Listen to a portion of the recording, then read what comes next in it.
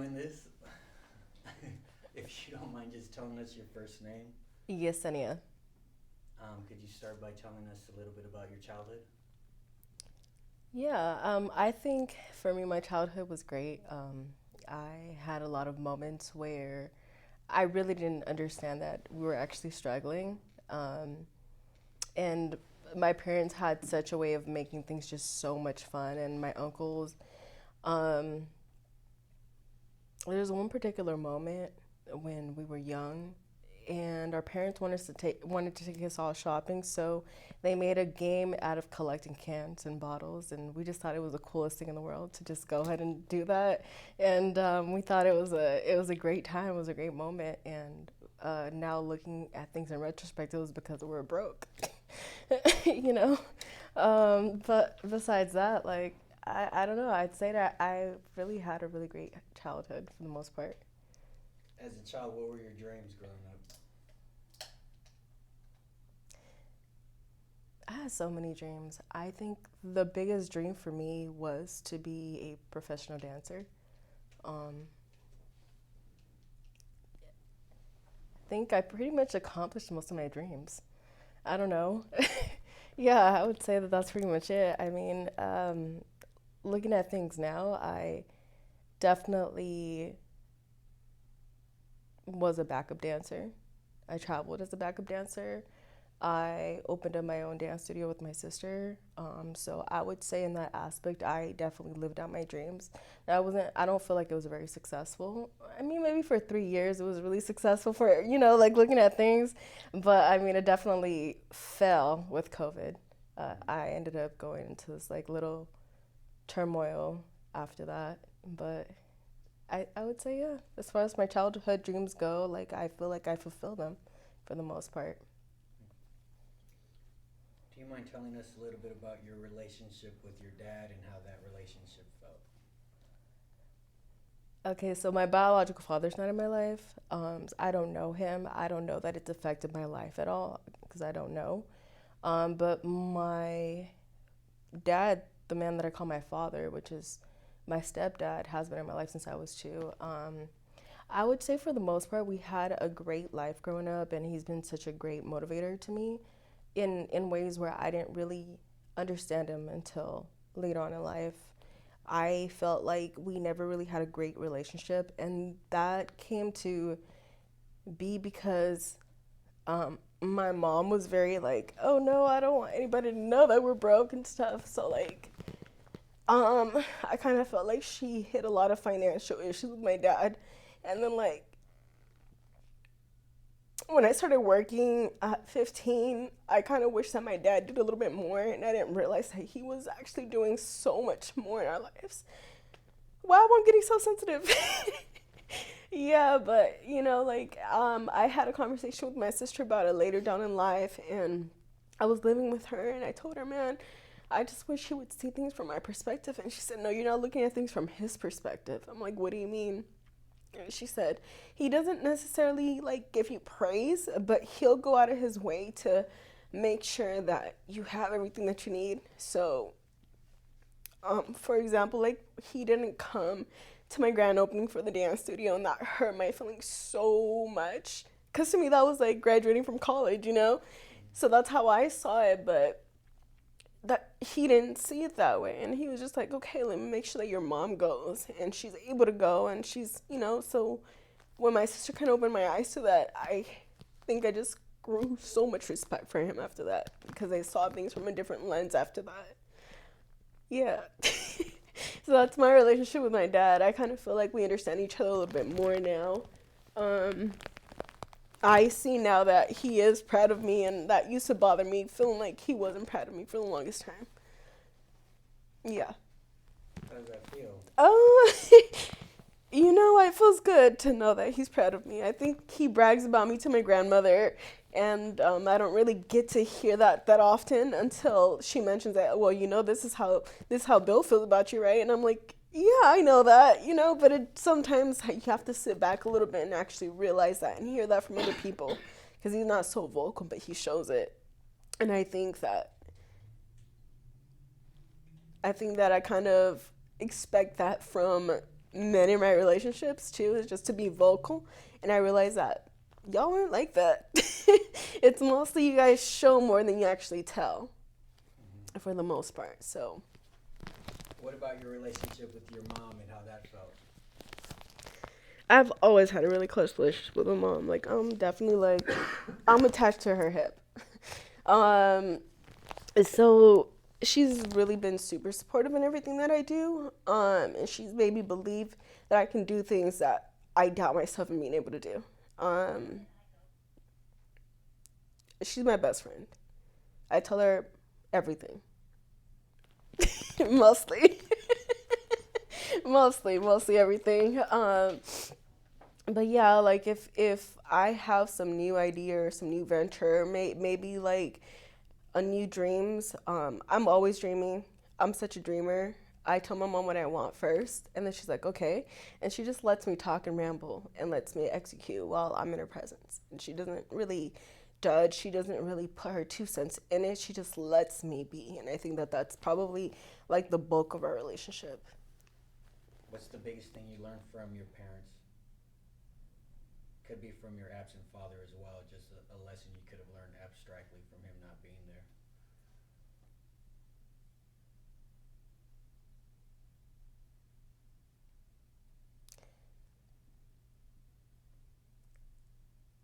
That if someone doesn't want to be in your life, let them go.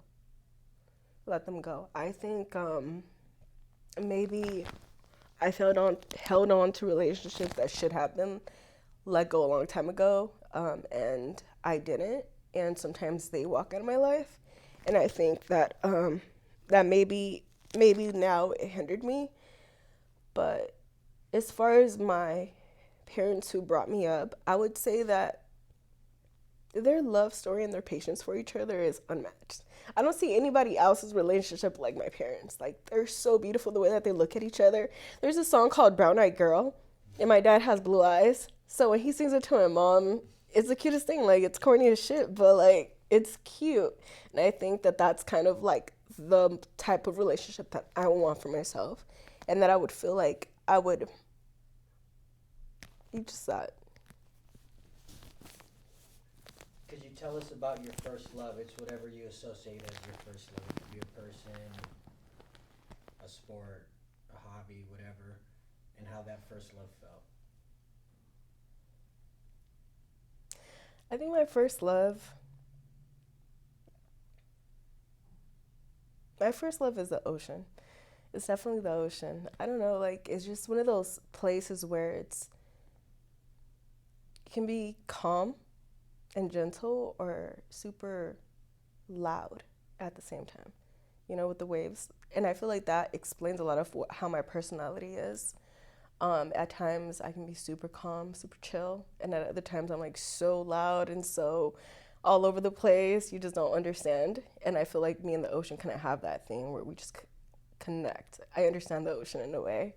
And then being able to jump into the ocean, I did a lot of water activities growing up. So I would say definitely my first love is the ocean. What about your first loss or heartbreak? And same thing, whatever you associate as that. My first heartbreak was at 18. Yeah. I had a boyfriend for 4 years for all of my high school. He was my first boyfriend, and I broke his trust. I broke his trust, but it wasn't as horrible as I thought it was then. Like, he was a year older than I was, so he didn't want to go to any of the dances anymore. He didn't want to go to winter formal or prom. So I'm like, no, well, if you don't want to go with me, I'll go by myself. And somebody else was interested, and they kind of flirted a little bit, and he kissed me, and I'm like, oh shit, oh my gosh, he's gonna see this. Sure enough, he did end up seeing it. His cousin showed it to him the next day, and that was horrible. So that's when the beginning of the end of our relationship was. I would say that was my biggest heartbreak. I think after that, I'm dramatic, so of course I'm gonna cry, but None of the heartbreaks after that were really hurtful. How was that heartbreak? How was it going through that that high school drama? Right? Dramatic. Yeah. Dramatic for sure. For sure, for sure. How'd you deal with it, being young? I went to college. I went to college right after, and I met some new people, some new boys.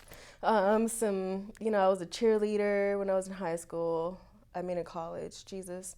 In college, and I lived in the dorms, went to dorm parties. I feel like there was just so much distraction, so much school, and so much just everything that you can experience in the college life, drinking, all that. So I wasn't thinking about, oh, me and my boyfriend broke up. I was too busy turning up and doing schoolwork and making sure that I made it to class on time, to really focus on what that heartbreak felt like at that moment. Who would you say first taught you love and how? My parents. My parents. I go back to just how patient they are with each other. Like my dad has this thing where he gets upset with my mom if she doesn't say something right because my mom came here from Nicaragua, so her English is not perfect. So sometimes she'll say certain things, and my dad just looks at her like, "What are you saying?" Right? And my mom was like, "Whatever, he'll get over it." And this is their whole entire relationship, but they sit back and they're like, "But she's such a great person, or he's such a great person." My mom now doesn't cook. My dad does. And my dad praises just how hardworking my mom is. I think he doesn't control her. She doesn't control him. If they ask each other where they're at, it's more so out of a caring place. I never heard jealousy come from either of them. It's always just been, okay, I respect you and your space, whatever you need, and vice versa. So that's where I learned love from. What's love to you now versus what it was when you were younger? How do those two different loves compare? So what's your definition of love? I think love when I was younger was a little bit more lust than love.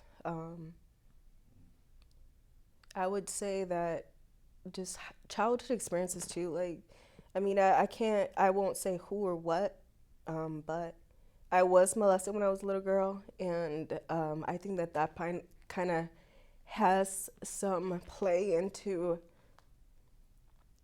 some of my relationships where like I have jumped into like a physical relationship before actually getting to know someone. Damn, this is gonna be live, huh? Okay, cool. But I would say that like, I would jump into like lustful relationships before actually getting to know a person genuinely and who they are. Um,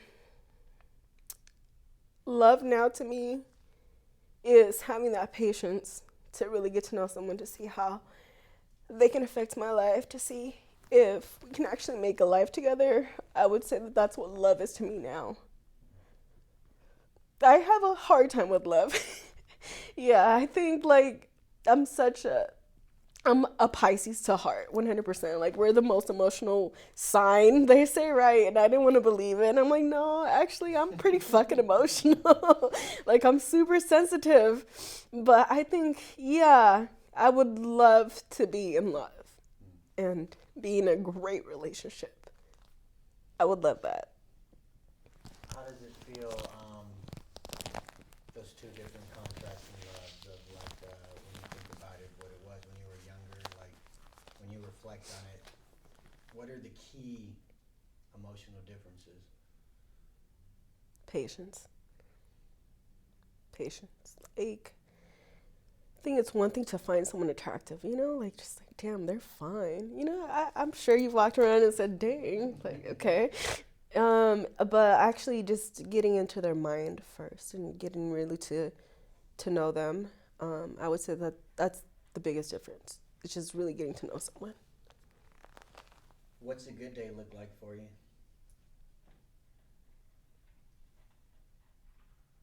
A good day.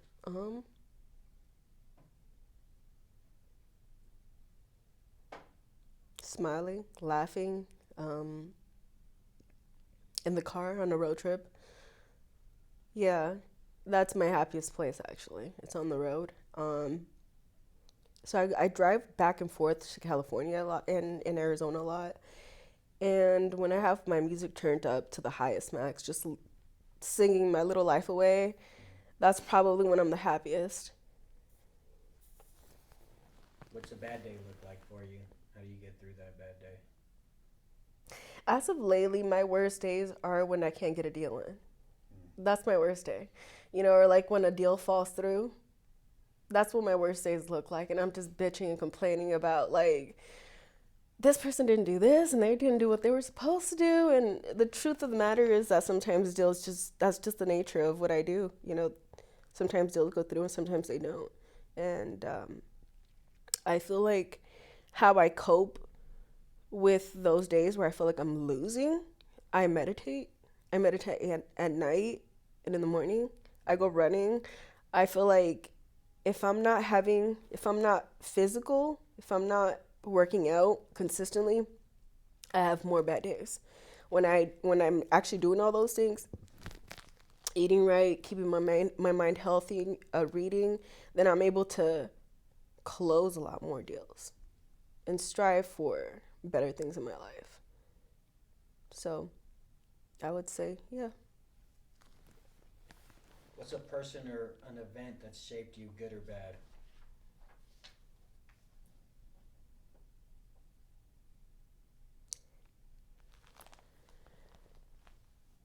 It can be more than one. Building my business from scratch. That was cool. That was so cool. When my sister and I got into our now or then dance studio, it was nothing but concrete floor. The walls were a beige color. Me and my sister sat down and we wrote down what we thought the best colors were. We thought about the flooring. So we did all the hard work inside that dance studio. We didn't have money to go buy a contractor to come and get everything done for us, so we put in the flooring ourselves. So we did wood floorings, um, blue walls, orange accents. Um, just those colors bring like calmness and prosperity. So that's the reason why we looked for those very specific colors. Um, we went from 1 year having one student, 2 years having 3 students. By the third year, we had about 12 students total. That was pretty freaking cool. We literally started from scratch. We didn't know what we were doing. We had no idea doing business. That was our first business venture. And it just made me realize that you can do anything that you set your mind to. Um, I feel like now looking at things, it makes me feel good to know that I went for it instead of just maybe dreaming about it one day. Maybe it'll happen. I don't have to dream about it. I know what it looked like. So that's cool. I would say that that's shaped my way of doing things now. I'm just doing it. I'm just going to do it. That's it. What's inspired you? My mom.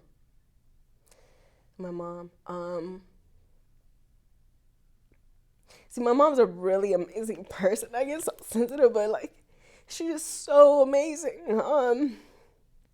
She used to clean the gymnastics place for the gymnast where we used to go to gymnastics, my sisters and I. And just like remembering those things that she does, just like even growing up, like, wow, you would clean somebody else's place to make sure that we had that experience because you couldn't pay for it. That's so humbling. Like, mom, you're such an amazing person. I think she's definitely my biggest inspiration, even now.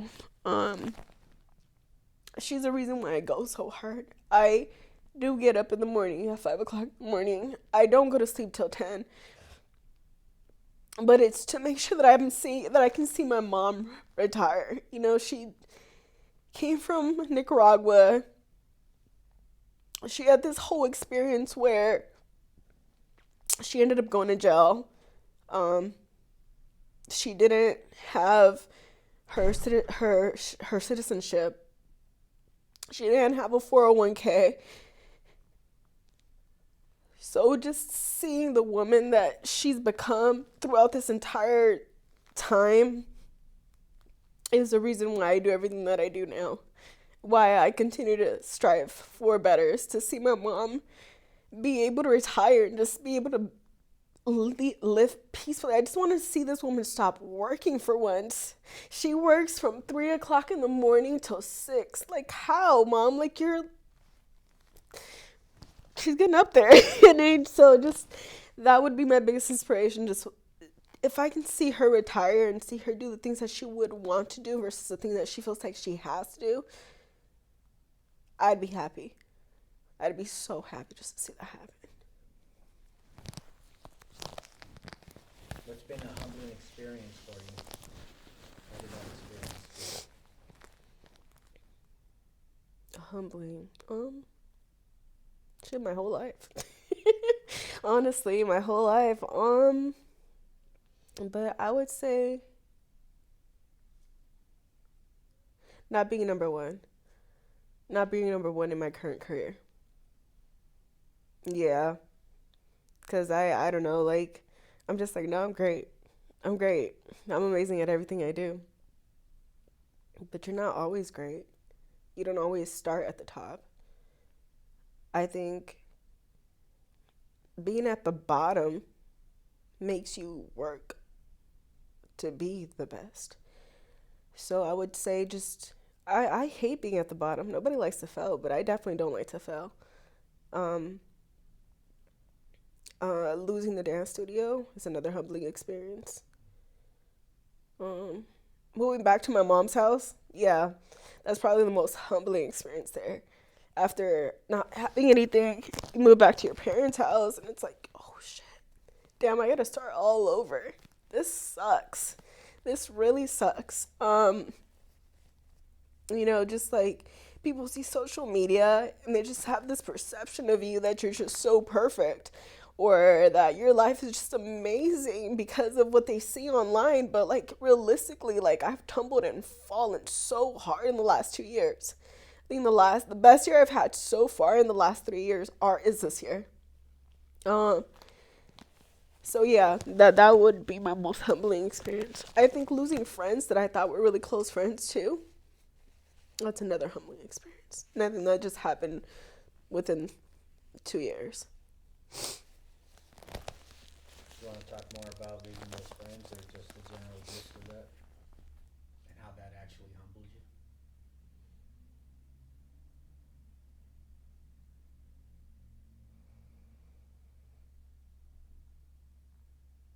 I think it humbled me in a way where I had to look myself. Yeah, look at all my friends, and I'm thinking to myself, like, okay, what do I have in common with these people? Why am I losing all these people all at once? It doesn't make sense. What does everything? What do all these people have in common? What's the common denominator? It's me. It has to be me. What toxic traits do I have that maybe people get bothered by, right? Um, and so sometimes I'll say, oh, I'm going to do something and don't always pull through with it. Um, People get bothered by that. People get annoyed, and I'm looking at things, and if the shoe were on the other foot, how would I feel if someone said they were going to show up and didn't show up? That sucks. That really sucks. Yeah. It humbled you in the sense that you just had to look in and look at yourself. Yeah. So this next question, go in your mind and think this life event can be mental, physical, or spiritual. Can you tell us about a time in your life that you can relate with the word war? Yeah. Um,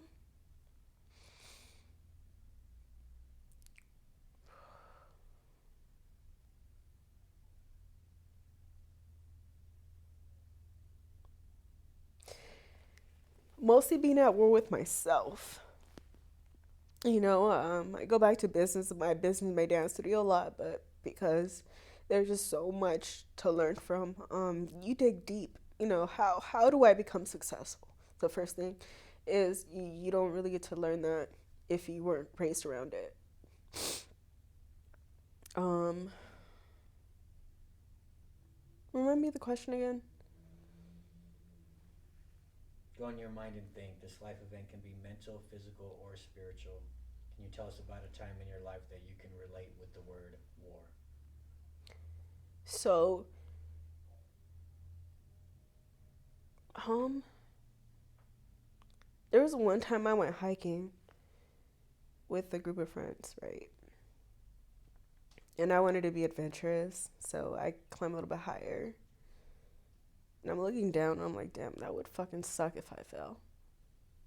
Just as I thought it, I grabbed onto a rock and I slipped, and I almost fell. And I grabbed onto a tree. It's like a scene from a movie. You're just like, you're looking down, you're like, oh shit. That rock that just fell could have been me. It really could have been me. Then I thought to myself, like, God, why did you keep me alive? Then I thought to myself, why did I just think that?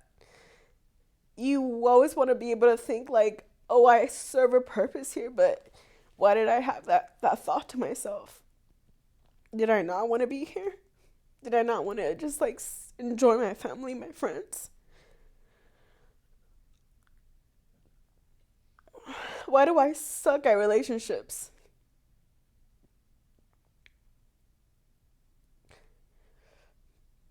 And then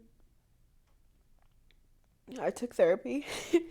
I sat back and I'm like thinking to myself, oh my gosh, I cannot be the person that's going into therapy. I cannot be the person that is seeking for help in this way, in an emotional way.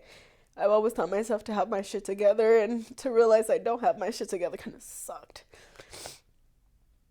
And then just digging deep and realizing that the war is mostly emotional trauma. Going back to being molested, just kind of digging all that shit deep down. You don't really talk about it to anyone until you finally do.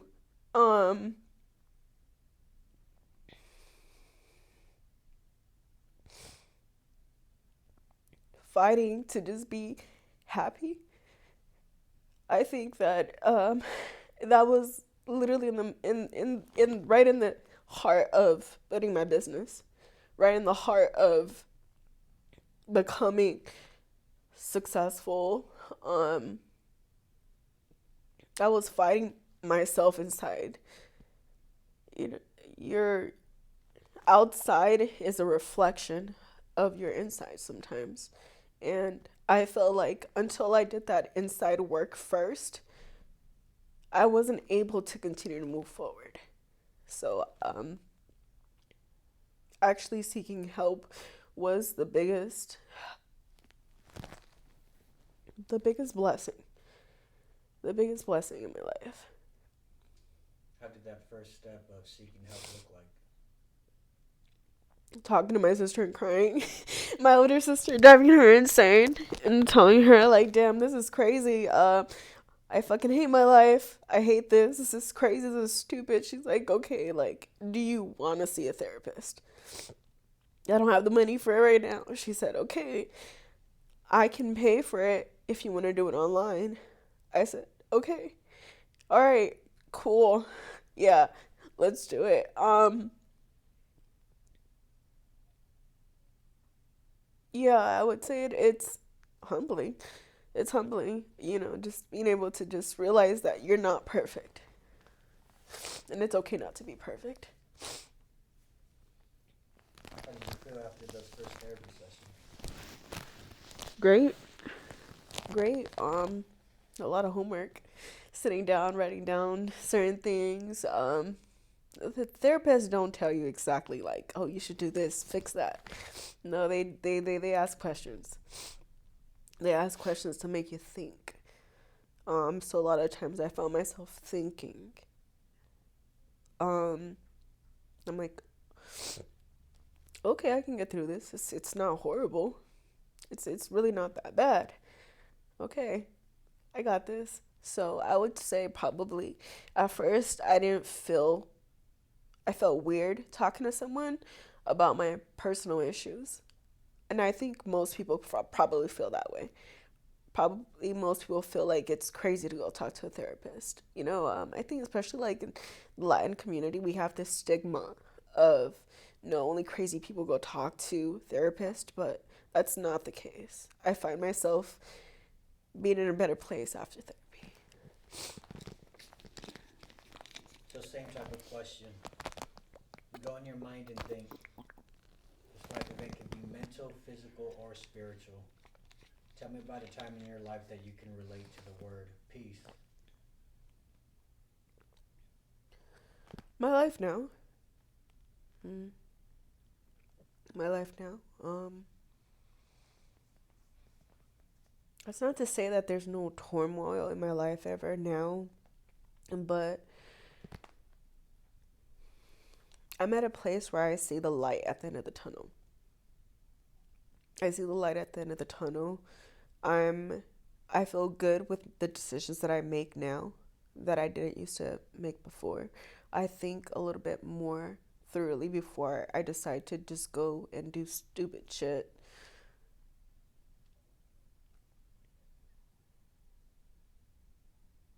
Yeah, I'm happy with myself today. What's the light at the end of the tunnel look like or feel like? Being able to buy my parents that house, my mom. She's always dreamed of having her own house. I remember being young and living in the apartment all together. I came back from college. My mom needed some extra help around the house, and so I did. I helped her out, and I finally had my own room when I was in college. So when I moved back to the house and just being in this cramped place again kind of sucked. So I kind of gave my mom an ultimatum. I told her, hey, either we move in a bigger place altogether or I'm going to get my own apartment. So we rented a house. My mom said to herself, wow, I never thought I'd see myself living in a house. Damn, that sucks. But I can see myself buying her house in the near future. So I'm finally going to be able to do that for her. I've educated myself enough to become for that financial freedom. I continue to. I can't say I know everything, but I definitely am on the path to being able to get her to that place where I can get her house and have her be retired. Yeah, that's what the end of the tunnel looks like for me. Could you tell us about a truly difficult time in your life, how it felt and how you endured?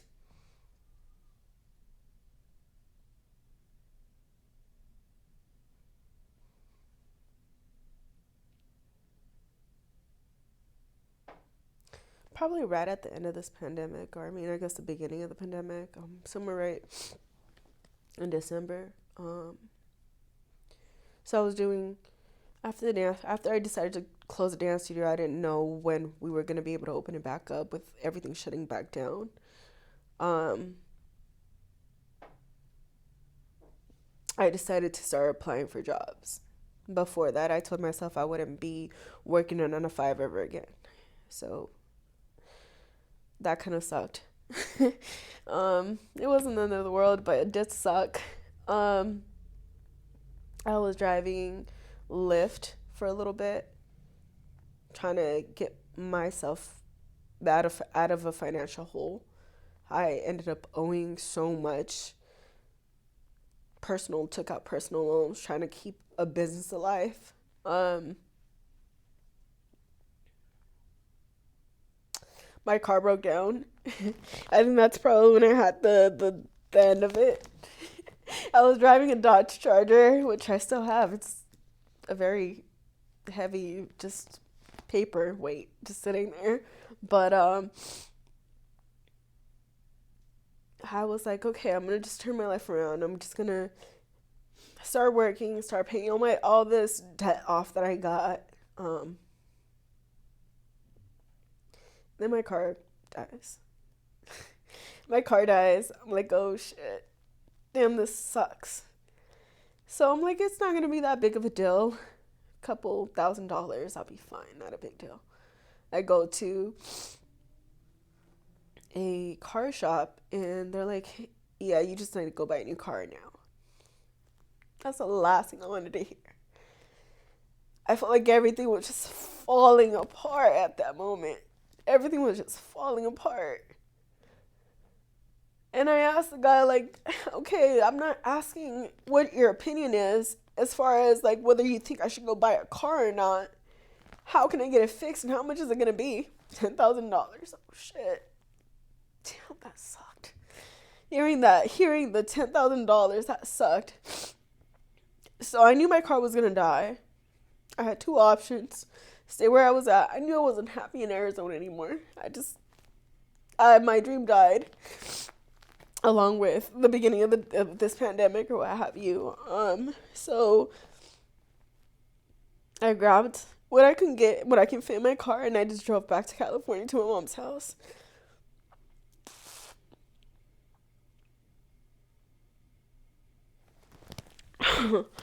What was the question one more time? I feel like I just went on a whole tangent. Really difficult time in your life. Yeah. And how you endure. So we're at your mom's house now. Well, I was at my mom's house. I think the best medicine for me is just like sometimes just cry it out. I was in my mom's arms by the time I got to her house and I was just crying, bawling. Like, damn, this is my life. Like, this sucks. I left my dog. But I had a beautiful husky. She passed away in March, but that's another difficult time. Yeah, I didn't think that you can actually really love a dog. Like, truly, genuinely love a dog. Yeah, I didn't think that was a thing. But yeah, like, I mean, I had her sleeping in my bed. A whole fucking husky sleeping in my bed, but she just thought she was human and she thought she was my child, so I held her tight until I didn't and she passed away. But back in my mom's house, how I endured everything was just my mom. She just let me know that everything was gonna be okay. It's a part of life, being able to lose, and it's not about how much you lose, it's about how you get back up. What was that process like for you getting back up? Well, I moved. I was looking for a job, but everyone was working from home. I was working as a mortgage service provider. I'm not sure what the title is anymore. But I took my laptop. I didn't tell my employer that I was moving. They had no clue. I was just waking up earlier and went to work. They had no clue that I lived in a whole nother state. I started looking for what I wanted to do with the rest of my life. What do I want to do? Like, where does my story go from here? What now? And I just started looking for places to apply. I knew I wanted to make money. I knew that sales was one of the ways to be able to make a huge lump sum of money and be in control. So I was looking at real estate options. I started doing research, started checking to see how much everything would cost, how can I get my foot in. And most of the places that I kept seeing were asking for a degree. I never got my bachelor's degree. I mean, I need like 2-3 more classes to be able to get my bachelor's degree. I just haven't gotten it. I don't know that I will. I don't know that I want to anymore. Maybe I will. Who knows? But I decided to start applying for new jobs. and just put that I had the degree. I asked my friends what degrees, do they check them? The answer was no. I'm like, okay, great. So I started applying for jobs. Maybe it's not the most honest thing, but I figured if I can get through that door, all that won't matter. None of that will matter. So I'm now a licensed mortgage loan officer, and I'm doing the damn thing. I'm there now. Like, I'm not perfect, I'm not the best, but I'm definitely right in the middle of the pack, and that makes me feel good, especially from where I started. Currently the only Spanish speaker in my job, which is insane. So they do depend on me to translate things in Spanish. Even sometimes you hear the operator on the other side saying, por favor espere para su próximo persona, or something like that, right? And I'm the person that does it. I'm like, wait, you want me to do this? Okay, I'll do it. Yeah, so I think this is now, I'm entering into a place where I'm okay. Can you tell us about a truly joyous moment in your life? I think traveling, yeah. I went to Cuba in February of 2020.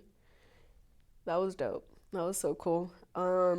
I went there to meet up with my friends. I was living in Arizona at the time, and my friend asked me, "Hey, do you want to go to Cuba?"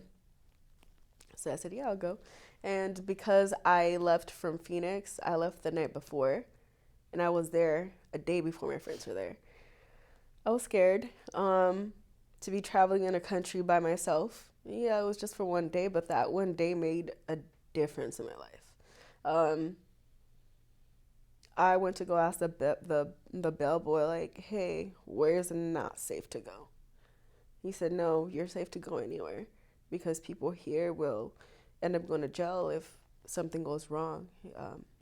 I thought it was strange at first. I started talking to people around me, and I realized how happy people were having nothing. They had nothing but a great conversation. I had a guy walk with me from downtown. It was like the central place in Havana.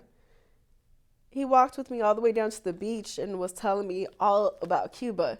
Now, this guy didn't have a great pair of jeans on. He didn't have a Louboutin belt or anything like that. He was in rags, like literally rags, but he was just so happy telling me and showing me his beautiful country. And then when I asked about what their income looked like, their income looks like $40 a month. That's insane. That was insane to me, but seeing how happy this other person was with the minimums that they did have, that that brought joy to my life. I said, okay, I have so much more in my life. I can be happy. I think that's probably when I saw the biggest joy. Yeah. I just went just to experience. It was a whole vibe. It was cool. What's happiness to you?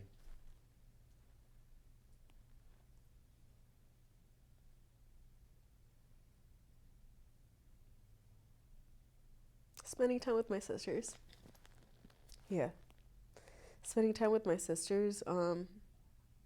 Dancing. I love dancing. Yeah. So I definitely have like a hip problem.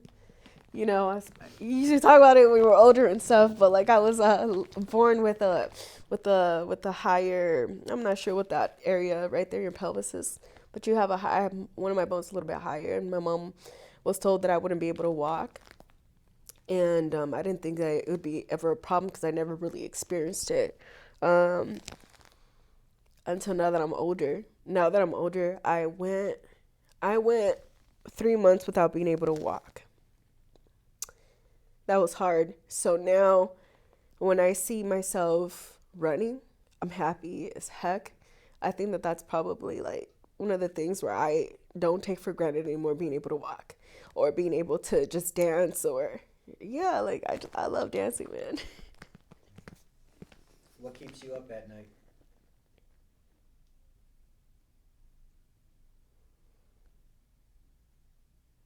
coming up with a plan to make sure my parents retire.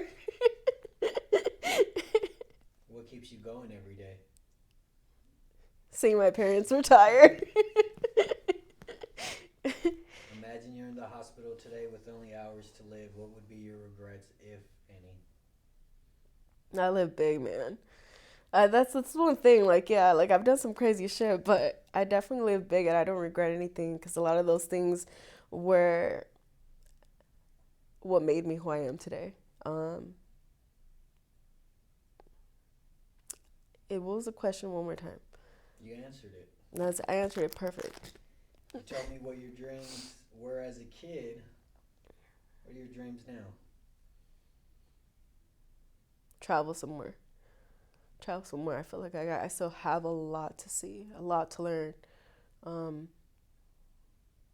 I live for experiences, so that's my dream now. Like just to be able to see. I want to go see. I'm gonna go to Brazil. I want to see the Northern Lights. I want to see all the is it 7 wonders of the world. I want to go see all of them. I want to be able to experience Nicaragua again, not as a backup dancer, because that's when I went. I would like to experience Nicaragua for what it is and just be able to talk to the people and get to know my culture a little bit more. You're the co-author of your life story. What's your picture perfect ending?